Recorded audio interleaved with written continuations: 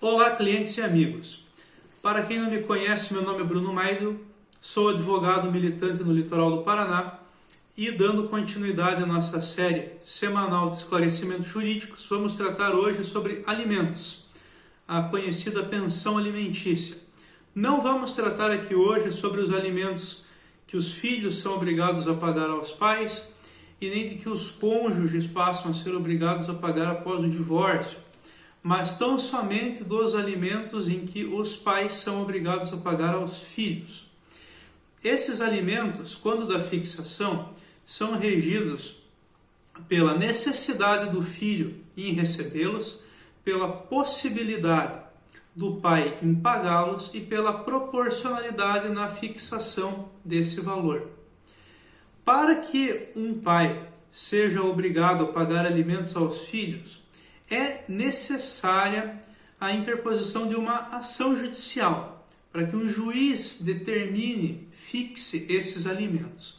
Antes dessa fixação dos alimentos por um juiz, não há a obrigação legal, formal, de que o pai pague o alimento aos filhos. Então, é um erro muito comum aqui no escritório, às vezes a pessoa querer pedir o alimento aos filhos, achando que o pai já terá a obrigação de pagá-los desde a data do nascimento.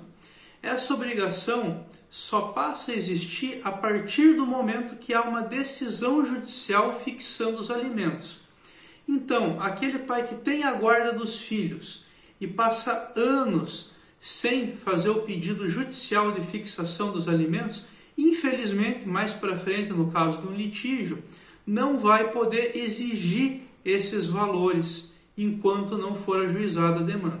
A partir do momento que ajuizou o processo, veio uma decisão judicial fixando o valor de alimentos, daí sim, a partir desse momento pode ser cobrado sim o valor de alimentos. E outra dúvida frequente no escritório é: eu vou entrar com o pedido de alimentos agora, eu só vou receber esses alimentos quando sair uma sentença ou eu passo a recebê-los já? A resposta é: passa a recebê-los já. Quando você entra com a ação de alimentos, você pede os alimentos provisórios, conhecidos alimentos provisionais. E esses alimentos são fixados já na primeira decisão do juiz, com base aí naqueles primeiros elementos que são levados ao processo. Após disso, o processo vai se desenvolvendo e cabe a parte que tem a guarda do filho comprovar a sua necessidade e a outra parte comprovar a sua possibilidade, para que no final, na sentença, seja fixado um valor definitivo. Tá? Esse valor, mesmo que seja definitivo, pode ser alterado ao longo da vida do menor. A gente tem aqui em latim a famosa cláusula rebus sic stantibus, em que, de acordo com a alteração da necessidade ou da possibilidade, esses valores podem ser majorados ou diminuídos ao longo da vida tanto do menor quanto do próprio alimentante.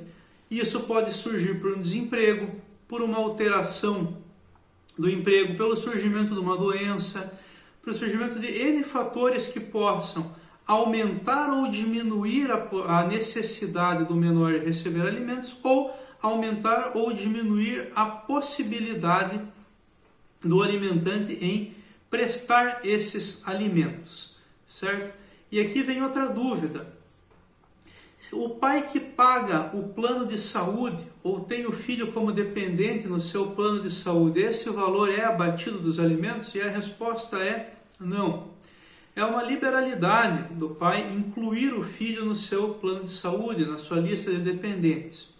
O fazendo, isso não exclui automaticamente, tá, o dever de prestar os alimentos. Isso não abate na pensão alimentícia.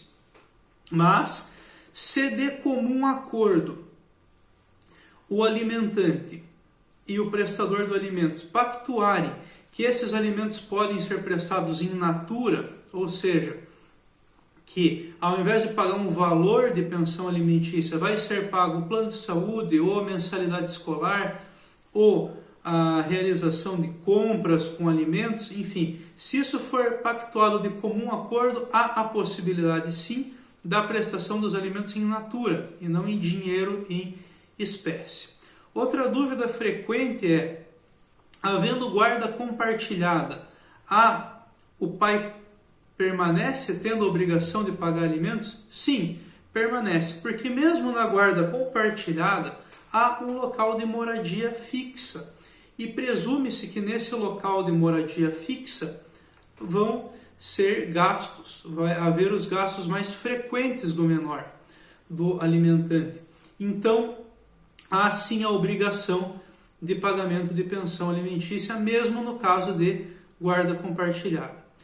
E se o menor passar a residir com o pai, ou com a avó, ou com alguma outra pessoa que não aquela que detinha a guarda, há a necessidade sim de entrar com a ação de exoneração de alimentos na justiça. Então não é porque a pessoa completou 18 anos, ou porque a pessoa se formou na faculdade, ou porque passou a morar com o pai, que o pai está automaticamente desobrigado de pagar alimentos. Não, isso tem que ser novamente realizado por decisão judicial. Então, se houve essa alteração no quadro fático, tem que ser comunicado ao juízo para que ele exonere o pai dessa obrigação de alimentos. E aqui, quando eu falo pai, é no sentido lato sensu, é a pessoa que não detém a guarda.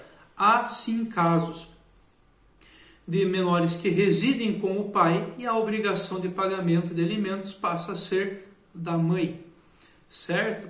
E no caso de desemprego, estou desempregado, não preciso mais pagar alimentos? Não, precisa sim pagar alimentos.